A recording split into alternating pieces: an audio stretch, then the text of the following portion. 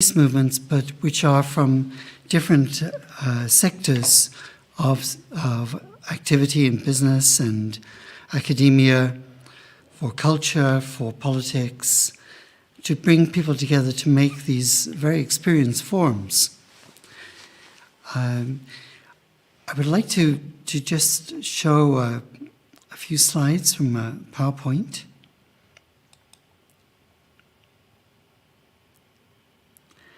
I think it's this one.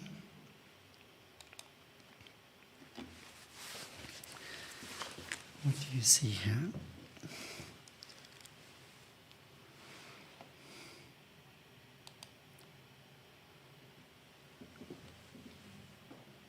There we go.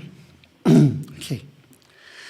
So Universal Peace Federation was founded in 2005, and it was bringing together a number of organizations that preceded it. It very rapidly had special consultative status with the Economic and Social Council of the UN. And I think it was 2019, we received general consultative status. And that's usually limited to fairly large established international NGOs with a broad geographical reach, who can offer substantive and sustained contributions to the aims of the UN in several fields. In 2018, the UPF was granted this status. And it's quite a special status. Only 140 organizations have this status. We do a lot of interfaith activity, and here is a meeting with His Holiness the Pope, together with Dr. Thomas Walsh and Dr. Taj Hamad, who are our President and Secretary General of the International UPF. Also, former UN Secretary General Dr. Ban Ki-moon, His Excellency Ban Ki-moon, he said, I believe the Universal Peace Federation will become a cornerstone to build lasting peace because it has this model of multi-sectoral approach. And together with His Excellency Ban Ki-moon, when he was the General Secretary, we used to hold a number of activities, but particularly Africa Day is one that he really appreciated and used the Manhattan Center in New York, which is one of our facilities of our sister charity. These are some of the activities that we've done over the years. This is a very special person, Right Honourable Lord Robin Eames, the former Archbishop of Armagh, who's very much involved in the search for peace in Northern Ireland, and he really inspired us, sharing his insights about religious extremism. It's a meeting we had in the UK Parliament some years back. In 2020, we had a very special summit in South Korea, and it was co-chaired by Ban Ki-moon and also His Excellency Hun Sen, the Prime Minister of Cambodia. They co-chaired the meeting and developed the Seoul Resolution, which was a format to move towards peace on the Korean Peninsula, and also the peaceful reunification of the Korean Peninsula, which I'm sure will take a long time to accomplish. But they discussed and developed a number of activities that could be done to promote and help fulfill this goal. This remains one of our international UPF's main goals, is to work for peace on the Korean Peninsula.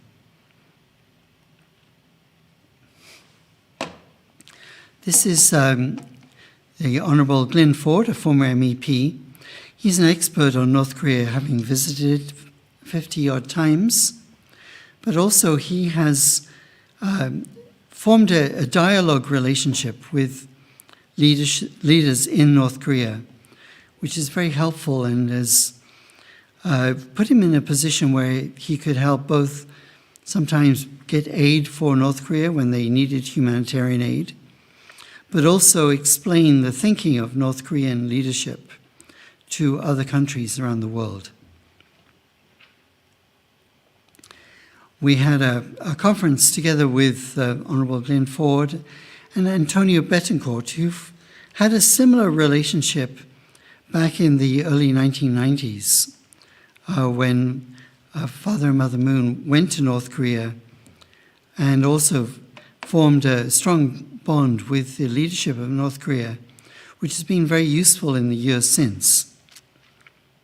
And this was moderated by Humphrey Hoxie, who also had visited North Korea with our support and help. This is the Little Angels. They've come and appeared very regularly at UPF activities, particularly in Korea, particularly on the international level, but are a real diplomatic force supporting a number of diplomatic initiatives. And I've gone to North Korea to try to charm the heart of North Korean people. Here's another one.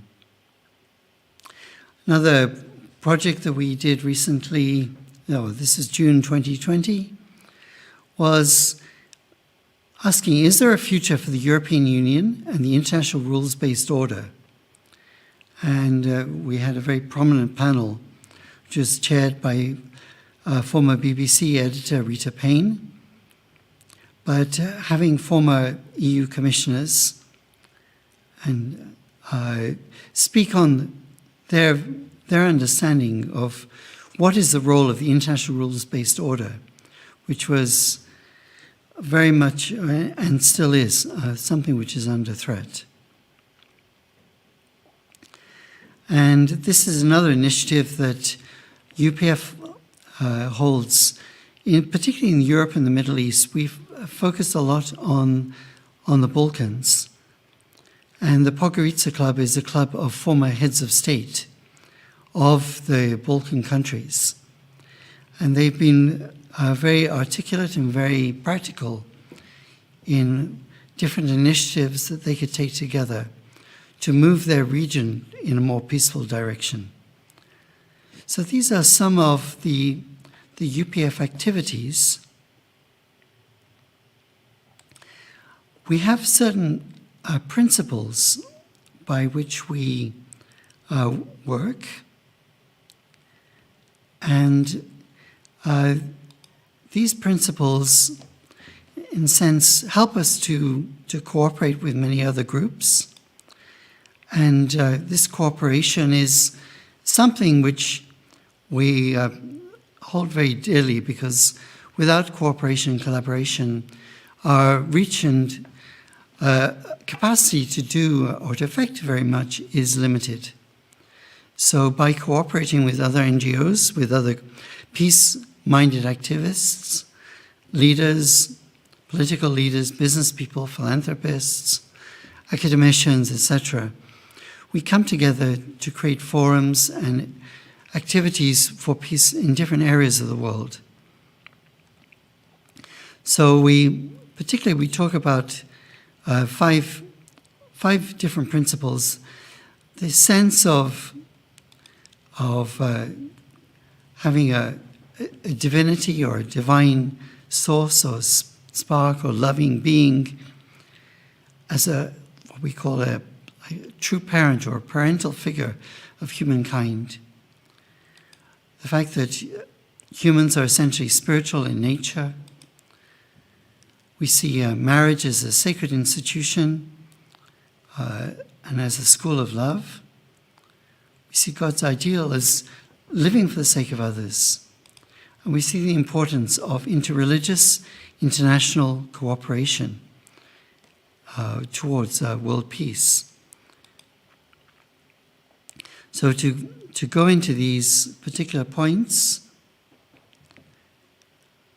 we see God, Allah, Jehovah, Yahweh, El Shaddai, Ultimate Reality, Tao, or many other names, speaking to the same being. And that being is one of loving kindness, who implores human beings to follow that same kindness. So through worship, through instruction, through scriptures, religion should bring us to a point where it is easier to unite together than divide.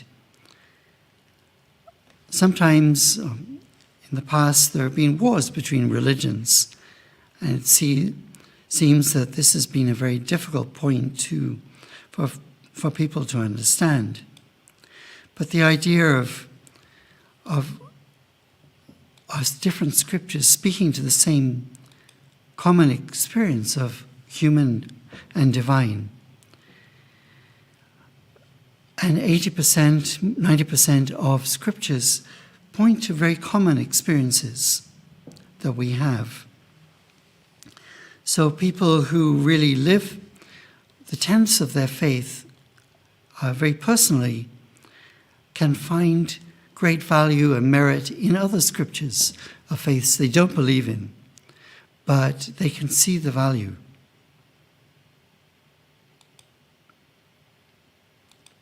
So compassion, justice, righteousness, truth, true love, and many other points, humility, repentance, forgiveness, many points are drawn out, inform human experience of the relationship with the divine, and can be found commonly in each of the scriptures. A second point is that human beings, of course, have a physical aspect, but also have a spiritual aspect.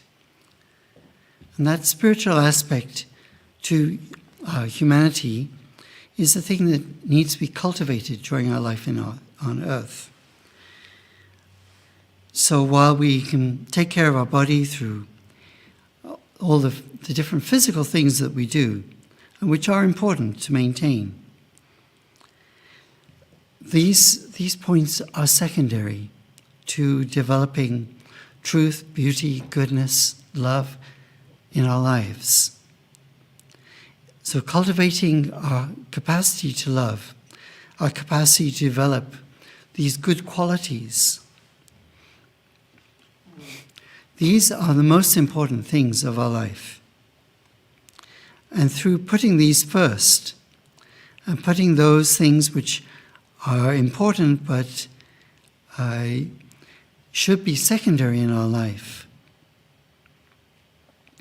then we can put our life into order.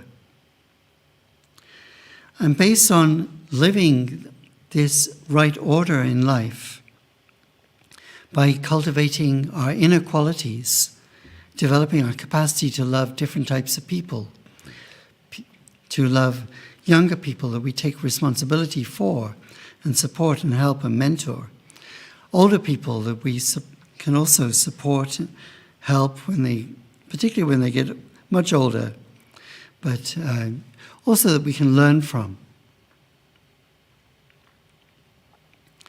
through their many experiences. And through our husband and wife relationship, there are many areas that we can learn a lot from and develop our character, our mind, our spirit. Some of the great figures of this world have taught the importance of developing our character. And we can never get rid of an enemy by meeting hate with hate. We can only get rid of an enemy by getting rid of enmity. And that has been one of the most difficult lessons of life, is how to win the heart of others.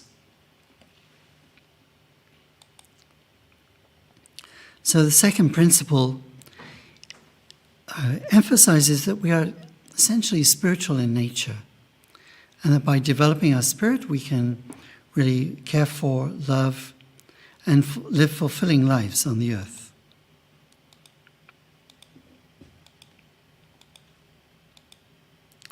But we need both.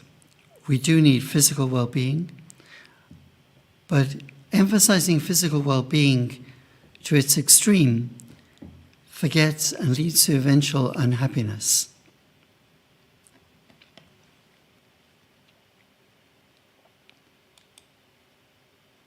So true and lasting happiness can only be when we develop our character, develop our inner satisfaction through being someone of truth, beauty, goodness, love.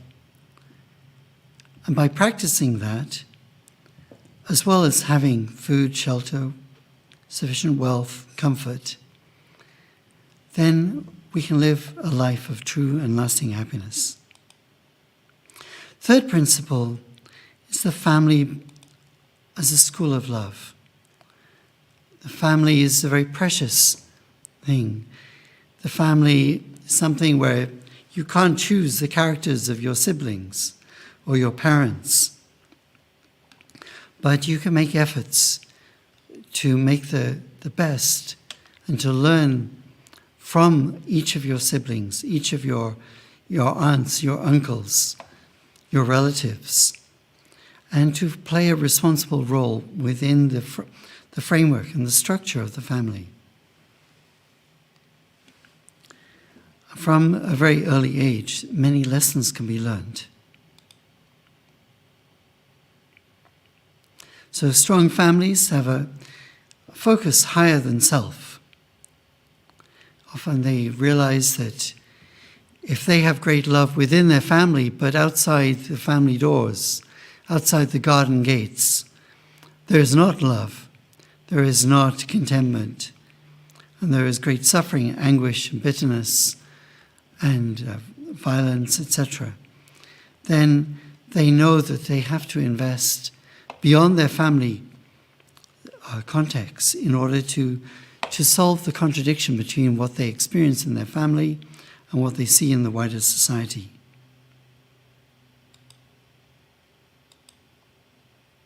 So service to the community is a very important role for helping the family to grow and to show and give instruction to the young ones in the family so that they can also enjoy future life of living for something greater than themselves. So families can bridge cultures when you bring a man and a woman from different backgrounds together. Peaceful families can support peaceful nations. They can campaign, they can lobby, they can help, they can support peace activities. Peaceful families are also a basis for empathy with all people. Peaceful families are also a basis for learning social skills. So by families reaching out to others within their wider family structure, then families can support and help others to experience what they do and what they feel. Families also, if they come from different backgrounds, if they come from the backgrounds that were in tension or conflict in earlier generations, then they can be bridges. Families which are even intercultural, interreligious, they can do something to give their children an experience of beyond one religion or one culture, one nation. And their children can grow up knowing something greater and wider. Principle number 4 is living for the sake of others. So by living for the sake of others, then there is a dynamic of giving unselfishly. By someone giving to someone else, unselfishly, something always comes back. It's mysterious, it's strange, it's something you can't calculate, but something always comes back. So if you live to help others, one person may not appreciate it, but something will always come back from somewhere. Just the important thing is to give and forget. To give with a motivation to help, to solve, to support, to heal. But after you've given, forget it. But always, mysteriously, something will come back at another time. We have many experiences of this, and the more that happens, the more sometimes you notice, wow, that seems like, I did that for that person, and then that person gave me this. Why did that person do that? We've had many experiences, and after a while, you just give and forget, but actually you notice with a wry grin, or with your inner dialogue with God, with Allah, whatever name you use, in your inner dialogue you can express your gratitude. So living for the sake of others is something referred to in all scriptures. The idea of the golden rule, to treat others the way you would like to be treated. The fact that all men are responsible for one another. Give and it will be given to you. For the measure you give will be the measure you receive. Give not with a thought to gain, and be patient unto the Lord, unto thy Lord. So giving has a remarkable aspect to it. By giving unselfishly, something comes into your heart mysteriously. A brightness, a feeling of lightness, a feeling of, wow, that's nice. Maybe it's the smile of the person receiving. Maybe someone gives something to you, and you can acknowledge it. But this giving and receiving is very special. But the sense of learning to give, and to give on different levels as well. You can give as an individual. An individual living for a greater cause, helping the wider society, being volunteers to support a community project. It can happen in many different ways according to your inclination, according to your talents. But that makes a wonderful connection. The individual lives for the society or the nation can take care of the individual. It's wonderful if it works. But you can give on other levels. The individual can live for the family. The family can live for a community, for a society. Communities can live for the nation. A nation can live for the world. In a sense, that's how it should be, that there should be harmony in all of this. A nation would give to other nations because knowing that if it gives of what it has, of what it can share with others, then those other nations will develop and grow and develop similar talents. But they will always remember that they received support and help. And maybe in the future they can help in another way. So nations living for other nations is a very wise thing to do. So it was the reason why we really valued, I think there was widespread support for giving 0.7 of 1% of gross national income in overseas development aid. Of course, it can be twisted and expressed in the wrong way, but the principle of it was very, very precious, and it had widespread support in the past.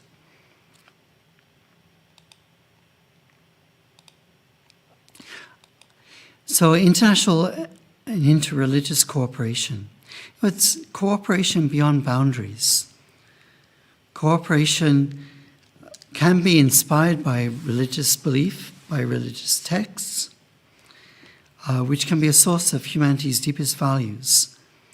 It can be a source for personal transformation by trying to understand the scripture and following it through, giving when you wouldn't normally give, loving when you would normally not love or not show compassion.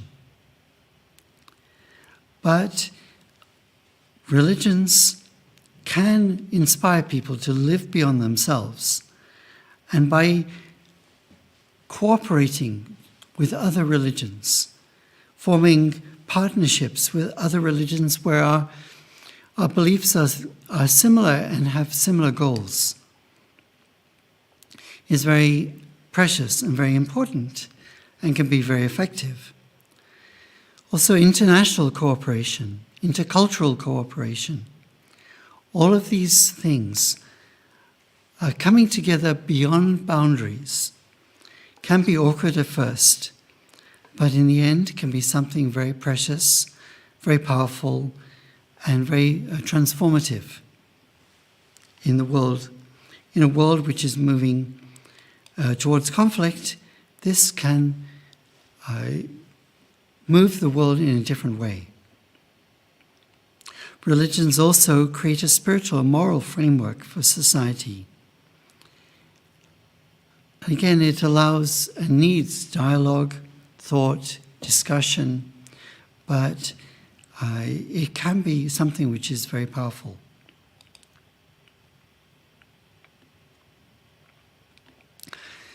Religions also should have a strong sense of interfaith dialogue, a strong sense of interfaith cooperation. So working together with other religions for things, particularly because we have so much in common, things which bring us together to make our wider society something great.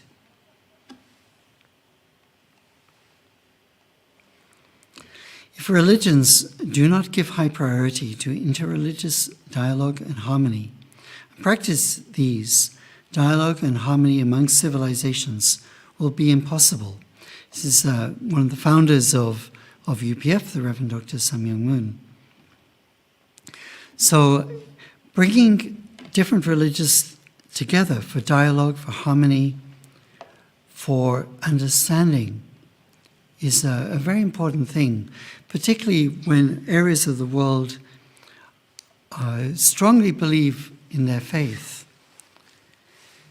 And it would be without dialogue, without practicing listening skills and understanding the emphases of different faiths, we could easily offend another faith without knowing. So it's wise to listen and learn and work together, because there are so many things that we hold in common. So in the past, we've done Middle East peace initiatives, people of many different faiths coming together, but also in different parts of the world. If we can work beyond our faiths, beyond our cultural background, beyond our national background, but really be acting as global citizens, working for global peace, this can be a very important development for humankind. So these are co-founders of Universal Peace Federation, and with that I would like to end my presentation.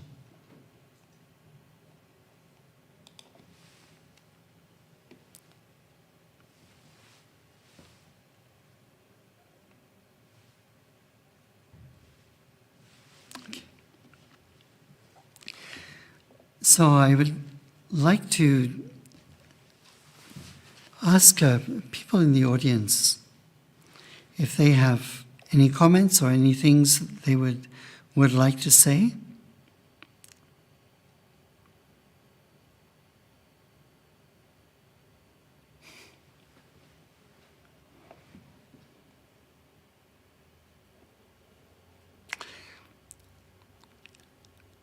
If not, I think we're going to have quite a short meeting. Oh, thank you very much.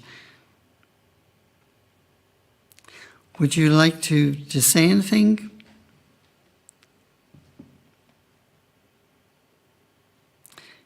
You could tell us what kind of activities you like to see happen and you like to get involved in yourself.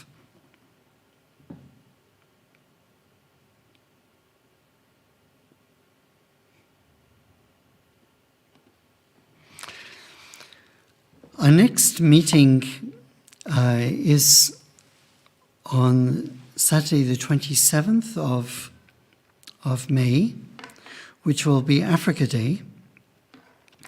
And Africa Day was founded by the African Union, but we really enjoy commemorating Africa Day here in Lancaster Gate and online. And you're welcome to join us. It's on a Saturday afternoon on the 27th of May. And with that, unless anyone would like to make a comment, then we're going to end this evening's presentation. Thank you very much for joining us. And we will hold this on the second Tuesday of June, as we usually do, and you're welcome to join us or to invite your friends. Thank you. Thank you. Bye-bye.